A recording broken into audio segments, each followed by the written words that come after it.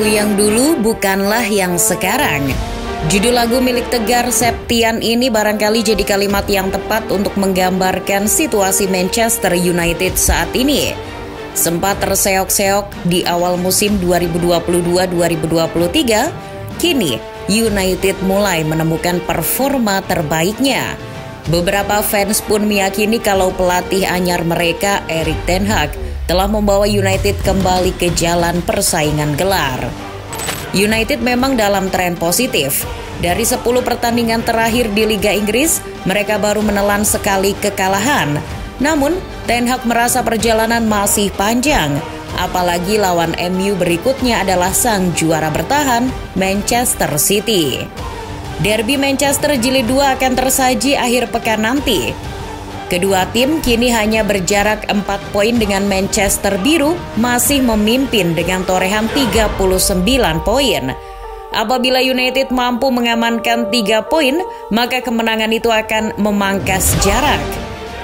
Setelah babak belur di pertemuan pertama Oktober lalu, mampukah Setan Merah membalaskan dendam di laga ini? Belum genap 10 pekan berjalan, Manchester United sudah menghadapi lawan kuat sekaliber Manchester City. Bermain di Etihad Stadium, City mengamankan poin penuh dengan menaklukkan United 6-3. Gol-gol The Citizens dibagi rata antara Erling Haaland dan Phil Foden. Keduanya tampil mempesona dengan mencetak hat-trick. Sementara 3 gol United lahir dari brace Anthony Martial dan 1 gol dari Anthony. Memungut bola dari gawangnya sebanyak 6 kali jelas menjadi rapor buruk bagi David De Gea. Kiper asal Spanyol tersebut tidak bisa berbuat banyak untuk menyelamatkan gawang United. De Gea memang melakukan 3 penyelamatan, namun tugas yang ia emban terlalu berat lantaran pemain bertahan United sedang tak berada di performa terbaik.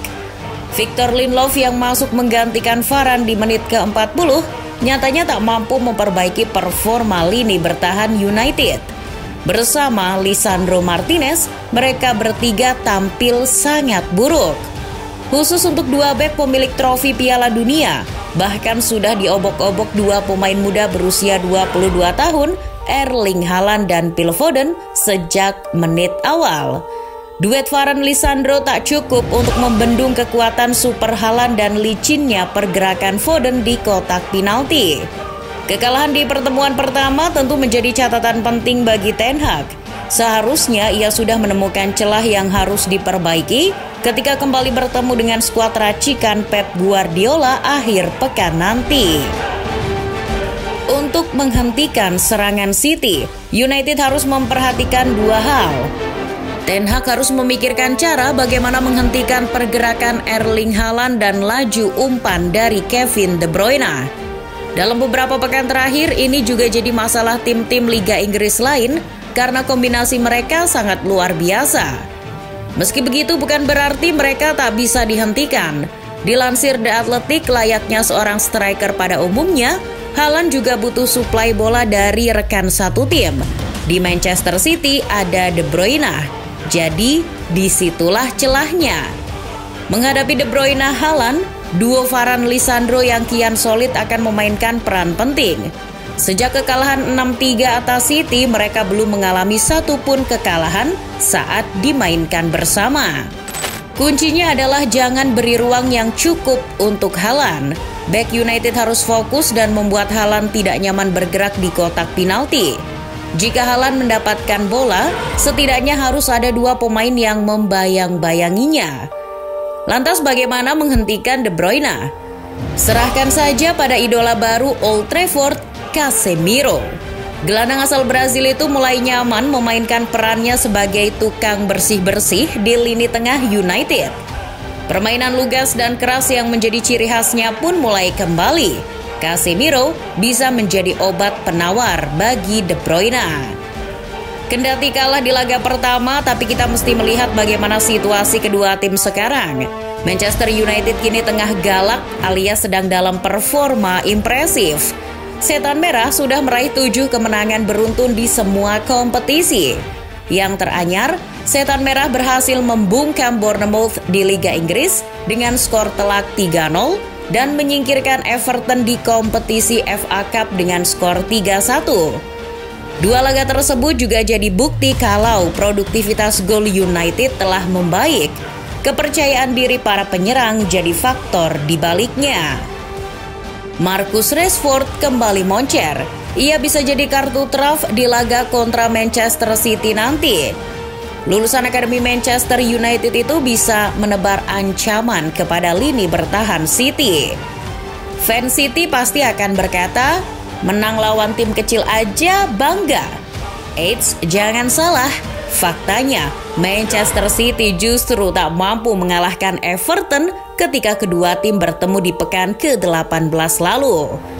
Bermain di kandang sendiri, skuad asuhan Pep Guardiola hanya mampu menahan imbang skuad racikan Frank Lampard dengan skor 1-1.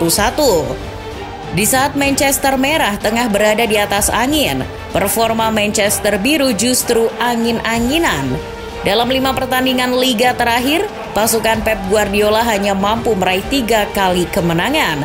Sisanya, imbang melawan Everton dan kalah 1-2 saat menjamu Brentford.